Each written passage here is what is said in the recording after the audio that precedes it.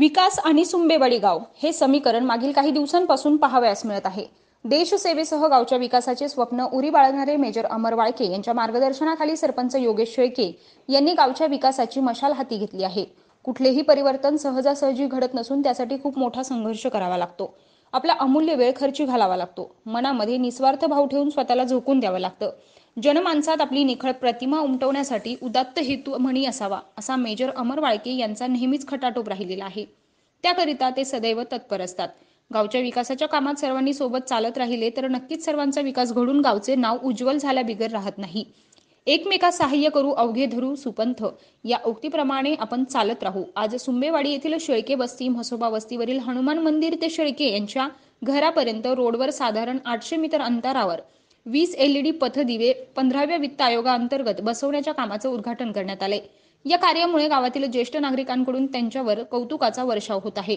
अशा प्रकारे गावचा विकास होत गेला तर एक दिवस सुंबेवाडी आदर्श गाव झाल्याशिवाय राहणार नाही असे जनमानसातून बोल उठू लागले आहेत। प्रसंगी गावचे सरपंच उपसरपंच विविध सामाजिक कार्यकर्ते तथा ज्येष्ठ नागरिक आणि अनेक नवयुवक उपस्थित होते। शेतकरी पुत्र आमदार बाळासाहेब आजबे काका यांच्या मार्गदर्शनाखाली आपल्या ग्रामपंचायतची विकासाची वाटचाल अशीच अखंड चालू राहील। फक्त सर्वांचे आशीर्वाद अपेक्षित आहेत असे यावेळी मेजर अमर वाळके यांनी सांगितले। तेजवार्ता प्रतिनिधी आष्टी ह्या वर्षीचं काम होईल। पुढल्या वर्षी आपण एकतर इकडला घेऊ वरलाकडे नाही तर पवाराची वस्ती घेऊ आणि त्याच्या पुढल्या वर्षी त्याच्यापैकी एक वस्ती घेऊ। म्हणजे 3 वर्षात आपले हे काम एकदम व्यवस्थित होईल।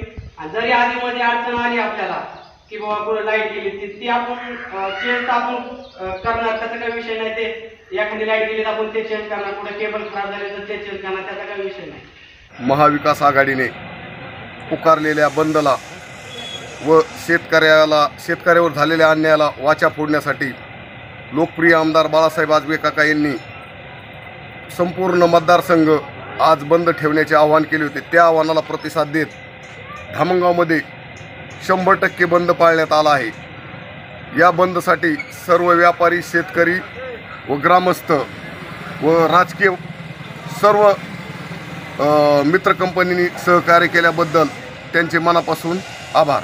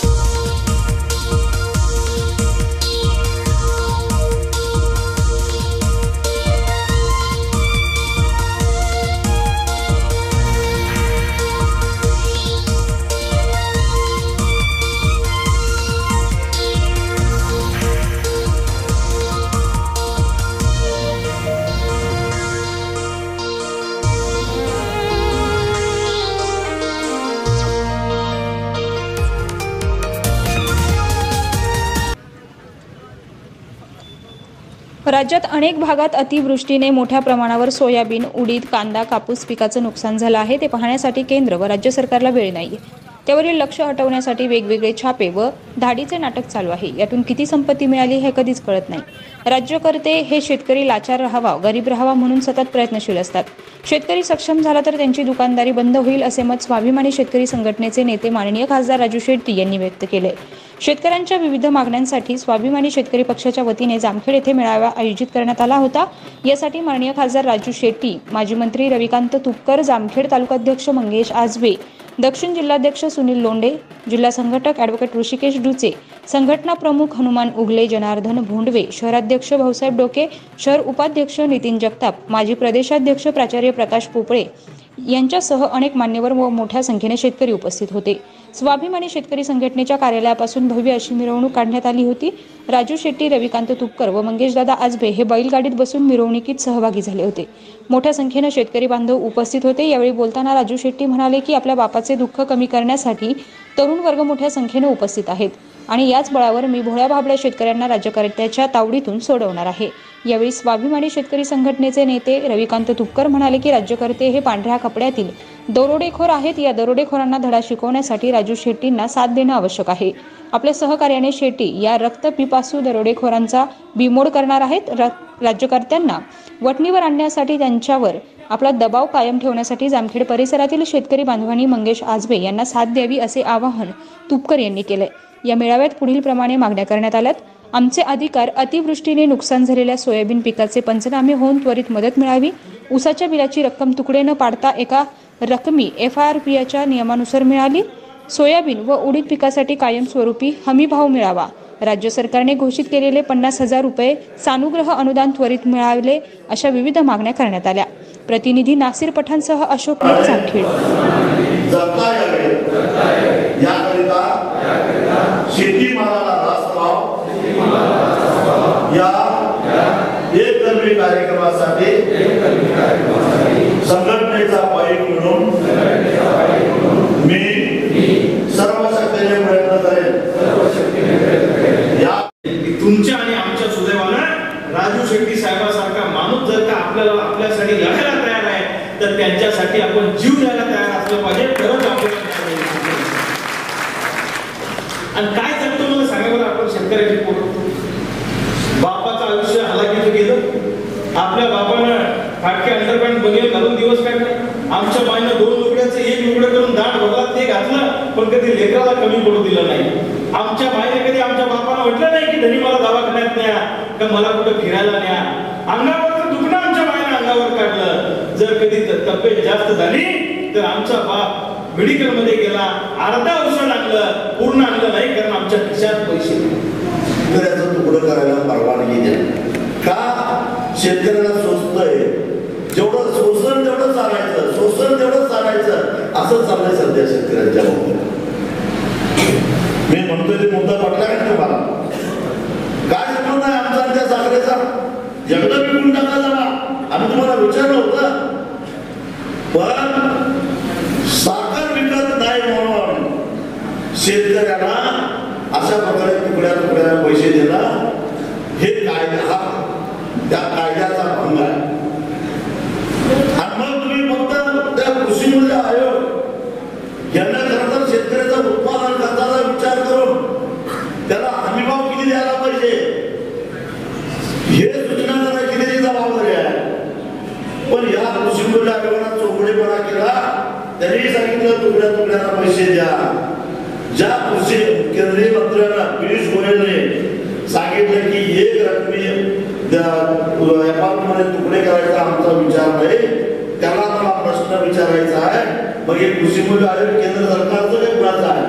हा नीती आयोग केंद्र सरकारचा आहे का कुणाचा आहे? मग यांनी अहवाल का तयार केला आणि प्रत्येक राज्याला त्याच्यावर अभिप्राय का विचारला, या प्रश्नाचं उत्तर पहिल्यांदा त्या पियुष गोयलने द्यायला पाहिजे। आणि पियुष गोयलने काय सांगितलंय हो, एका माणसानं दुसऱ्या माणसाला पत्र लिहिलंय। काय लिहिलंय? जणू काही ते ऐतिहासिक पत्र आहे। साने गुरुजींनी हेडमास्टरला लिहिलं तर हेडमास्टरला पुढे लिहिलं तर आपला ठिकाणी हेडमास्टरला पत्र लिहिलं जातं, ऐतिहासिक पत्र आहे ते। काय लिहिलंय की असा विचार नाही असं महाराष्ट्रातले विरोधी पक्षनेते देवेंद्र फडणवीस यांना पियुष गोयल यांनी पत्र लिहिलेलं आहे। पण देवेंद्र फडणवीसचा कारखाना कुठं आहे, ऊस कुठं आहे? आणि पियुष गोयलला त्यांना पत्र लिहायचं कारणच काय? पियुष गोयलला जर का खरोखरच सरकारचं धोरण म्हणून अधिपत्पणे जाहीर करायचं असतं तर ठिकाणी दिल्लीमध्ये पत्रकार परिषद घेऊन अन्न नागरी पुरवठा मंत्रालयामार्फत रीतसर परिपत्रक काढायला पाहिजे होता, ते काढलं नाही. आता काय घेतला जातोय की एक फक्त पत्र लिहिलं असं. मी पत्र लिहितो, आम्हाला दुप्पट एफआरपी पाहिजे झालेली आहे आणि हे सरकारचं धोरण म्हणून जाहीर करावं. म्हणजे या पत्राला काही अर्थ नाही, हे कागदस्थान चालू आहे आणि एफआरपीचे तुकडे ज्यावेळी यूपी सरकारच्या निषेधार्थ आष्टी तालुक्यात पूर्णपणे बंद पाळण्यात आलाय. उत्तर प्रदेशमधील लाखीमपूर खिरी या ठिकाणी 8 शेतकऱ्यांना यूपीचे गृहमंत्री मिश्रा यांच्या मुलाने 4 चाकी गाडीने चिरडून मारले असता त्या घटनेच्या निषेधार्थ आष्टी तालुक्यात पूर्णपणे बंद पाळण्यात आलाय व या घटनेचा राष्ट्रीय काँग्रेस पार्टीच्या वतीने जाहीर निषेध करण्यात आलाय. यावेळी आष्टी पाटोदा शिरूर मतदारसंघाचे अध्यक्ष रविकाका ढोबळे, विष्णुनाथ बाळू मधुकर, आजीनाथ महाडिक, काकासाहेब कर्डिले, रमजान शेख, बंडू जायभाय आदी उपस्थित होते. प्रतिनिधी संदीप जाधवसह कॅमेरामन अनिल मोरे, कडाश.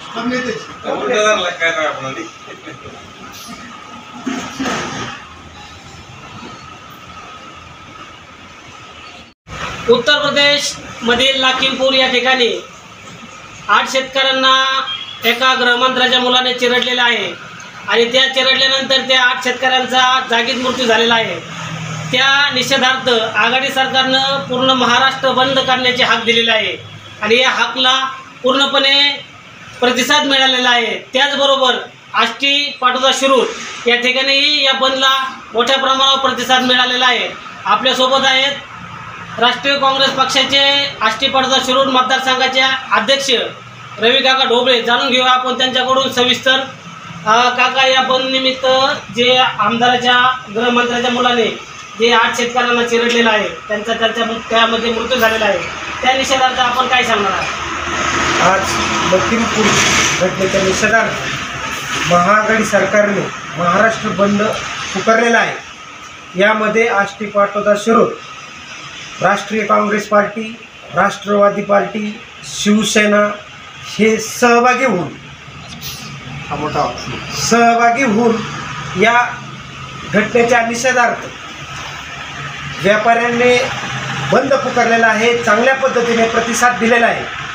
लखीमपूर येथे जी घटना झालेली आहे, आमच्या राष्ट्रीय काँग्रेस पार्टीच्या नेत्या प्रियंका गांधी भेटण्यासाठी जात असताना, या शेतकऱ्यांना भेटण्यासाठी जात असताना त्यांना योगी सरकारच्या पोलीस प्रशासनाने अटक करून अटक केल्याबद्दल आम्ही आष्टी पाटोदा शिरूर राष्ट्रीय काँग्रेस पार्टीच्या वतीनं केंद्र सरकारचा आम्ही निषेध व्यक्त करीत आहोत आणि योगी सरकारच्या गृहराज्यमंत्र्यांच्या मुलानं त्याच्या फॉर्च्युनर गाडीने त्या शेतकऱ्यांना चिरडून मारलेला आहे.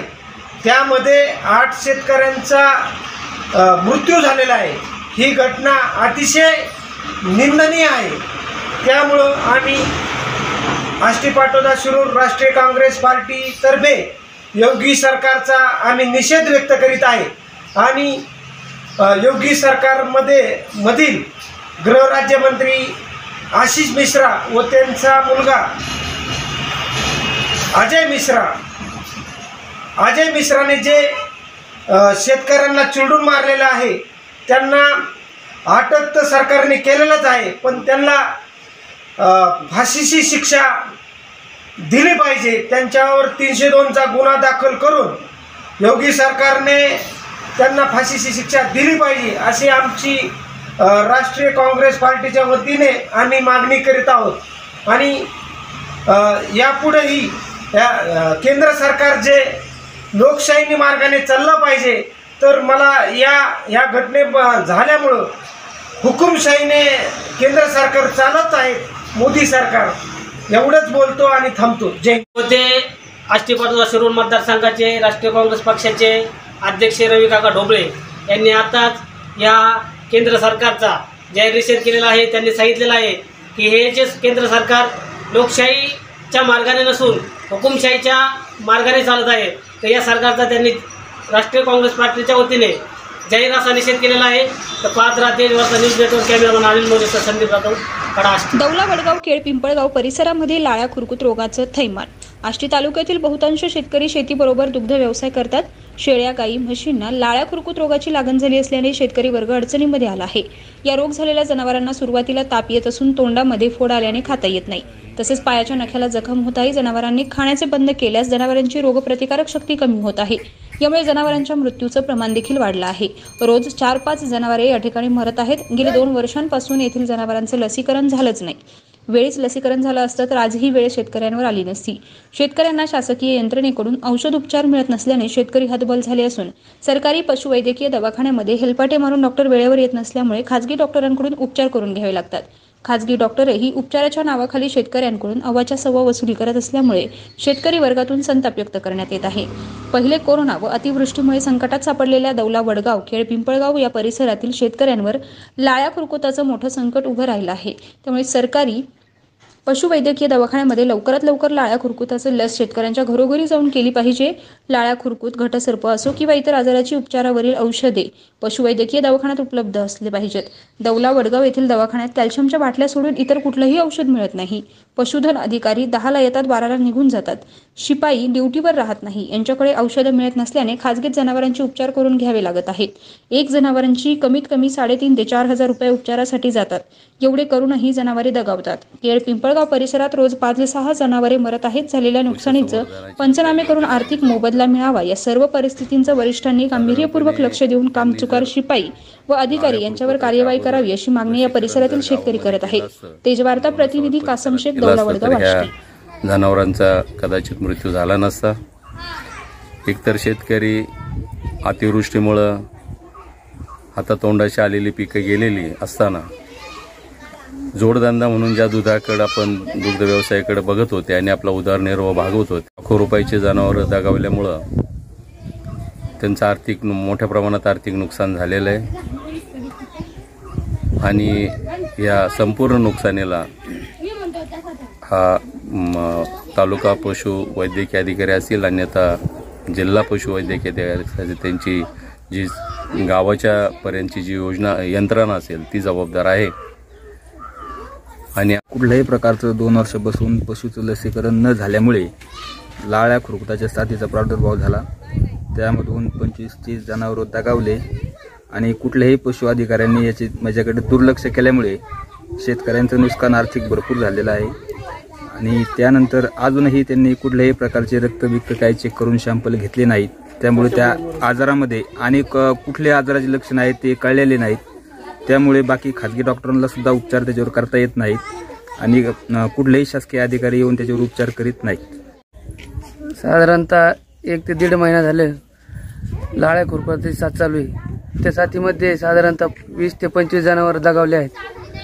तर शासनाने अनुबंध म्हणून लसीकरण योग्य वेळेस करणं गरजेचं होतं, पण 2 वर्ष झाले लसीकरण झालेलं नाही. तर युवा पिढीला गेले 2-3 वर्ष झाले या कोरोना महामारीत नोकऱ्या लागत नव्हत्या. त्या नोकऱ्याचा प्रादुर्भाव म्हणून हे लाळ्या का खुरकुताची साथ आल्यामुळं आमचे शेळीपालन व फार नष्ट होऊन बसलं आहे. कारण त्याच्यावर इजालाच करता आला नाही आम्हाला. कारण एक गोरा गेलं, एक गाय गेली, याच्यावर आमचा उपचार होऊन बी जनावर हाती लागले नाही. गावामध्ये लाळ्या खुरकूत नावाचा रोगाने 25 ते 30 जनावरं गेलेली येतं. 2 वर्ष झाले लसीकरणच झालेलं नाही होती. पण आता जे खुरकुताने जे लाळ्या खुरकुताने जे थैमान घातले त्याच्यामध्ये युवा पिढीला पण मोठ्या प्रमाणात नुकसान सहन करावं लागलं आहे. त्याच्यामुळे शासनाने वेळेच्या वेळी त्याचे निदान करावे व लसीकरण पण करावे.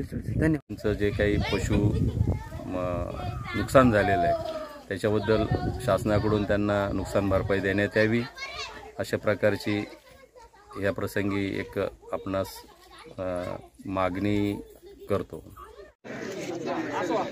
केंद्रातील भाजप सरकारने केलेले काळे कृषी कायदे रद्द करण्यात यावेत यासाठी शेतकरी बांधवांकडून अनेक महिन्यांपासून आंदोलन सुरू आहे. आंदोलनाचा एक भाग म्हणून उत्तर प्रदेशचे उपमुख्यमंत्री व केंद्रीय मंत्री अजय मिश्रा यांना लखीमपूर खेरी येथे येण्यास लोकशाही मार्गाने विरोध केलाय. शेतकरी बांधव आंदोलनाच्या ठिकाणावरून माघारी निघाले असता पायी चाललेल्या शेतकऱ्यांच्या अंगावर पाठीमागून गाड्यांचा ताफा घालून क्रूरपणे शेतकऱ्यांना चिरडण्यात आले। या घटनेत 8 जणांचा जागीच मृत्यू झालाय। अमानुषपणे त्रास देणाऱ्या केंद्रातील अन्यायकारी जुलमी भाजप सरकार व उत्तर प्रदेश सरकारचा जाहीर निषेध व्यक्त करण्यासाठी आज महाविकास आघाडीच्या वतीने बंदची हाक देण्यात आली।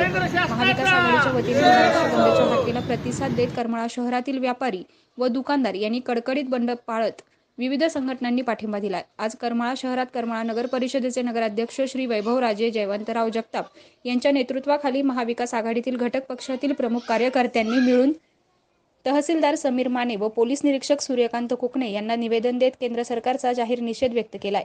यावेळी करमाळा राष्ट्रवादी शहर अध्यक्ष शिवराज जगताप, काँग्रेस आय तालुका अध्यक्ष दादासाहेब लबडे, शिवसेना तालुका प्रमुख सुधाकर काका लावंड, करमाळा राष्ट्रवादी तालुका प्रमुख संतोष वारे, करमाळा शिवसेना शहर प्रमुख प्रवीण कटारिया, राष्ट्रवादीचे जिल्हा युवक सरचिटणीस गौरव झांजुर्णे, करमाळा राष्ट्रवादी शहर उपाध्यक्ष आझाद शेख, राष्ट्रवादी सोलापूर युवक जिल्हा उपाध्यक्ष अशफाक जमादार, पंकज परदेशी, पदवीधर प्रदेश सदस्य नितीन झिंगाडे, सामाजिक कार्यकर्ते मुस्तफिन पठाण, बाळू कांबळे, प्रवीण ओहळ, ज्योतिराम ढाणे व आदी काँग्रेस आय, राष्ट्रवादी काँग्रेस, शिवसेनेचे पदाधिकारी व कार्यकर्ते निवेदन देतेवेळी उपस्थित होते। प्रतिनिधी राजू सय्यद। महाविकास आघाडीचे सर्व पदाधिकारी या ठिकाणी आलो आणि निषेध केला। आज आपण देशभरामध्ये आज भाजपकडनं जे लोकशाही पद्धतीनं जे कायदे लावल्या जातात ते जनतेला मान्य असो नसो, पण ते बरोबर ते माणसावरती ते लादतात आणि गेले 1 वर्षापासून पंजाब, हरियाणा तसंच उत्तर प्रदेश, मध्य प्रदेश या सर्व ठिकाणी शेतकरीच्या गेले 1 वर्ष झालं त्यांचं आंदोलन या ठिकाणी चालू आहे। आता बऱ्याच आमच्या सरकारने सांगितलं की बरेचसे नेते मंडळी, सेलिब्रिटी लोकांनी सुद्धा त्यांचं मत त्या ठिकाणी व्यक्त केलं। वास्तविक माझं सेलिब्रिटी टाकायचं सातच रोल नाही, वास्तविक जीवन वेगळं आणि पिक्चरमधलं जीवन वेगळं। आणि कष्ट काय असते ह्या लोकांना माहिती नाही आहे। आपण शेतामध्ये कष्ट करतो त्यावेळेस त्यांच्या ताटामध्ये जे अन्न जातं त्या गोष्टी एखाद्याची त्यांना जाण नसेल, पण असो आज आपण सर्वांनी एकजुटीनं एक ताकदीनं लढून भविष्यामध्ये सरकार घालून आपल्या महाविकास आघाडीचं सरकार कसं आणावं, कसं राष्ट्रवादीची, भाजप, शिवसेनेची आणि काँग्रेसची सत्ता ही केंद्रामध्ये असा आपण प्रयत्न करावा अशी मी या ठिकाणी विनंती करतो व त्यांनी केलेल्या ह्या प्रकारामध्ये मी त्यांचा जाहीर निषेध करतो। निषेध म्हणून आज काँग्रेस, राष्ट्रवादी काँग्रेस, शिवसेना यांच्या वतीने करमाळा बंदचं नियोजन केलं होतं। त्या दृष्टीने सगळ्यांनी सहकार्य केले, व्यापाऱ्यांनी पूर्णपणे बंद ठेवला, मार्केटमध्ये सुद्धा व्यवहार सगळे बंद ठेवण्यात आले। केंद्रातील भाजप सरकारने काळे कृषी कायदे करून शेतकऱ्यांची सोडून लावण्याचं जे पाप केलं आहे आणि त्या पापाचा कळस म्हणून त्यांनी 8 शेतकरी अमानुषपणे चिरडून मारले। तो केंद्रीय गृहराज्यमंत्र्यांचा मुलगा असल्याने त्याला अटक न होता काल परवा अटक झाली। त्या अटक होऊन त्याच्यावर सदस्य म्हणून गुन्हा दाखल करण्यासाठी आज महाविकास आघाडी एकत्र येऊन आज आम्ही त्याचा निषेध म्हणून करमाळा बंद ठेवण्यात आला आहे। त्याला आपण सगळ्यांनी सहकार्य त्याबद्दल महाविकास आघाडीतर्फे सर्वांचे आभार।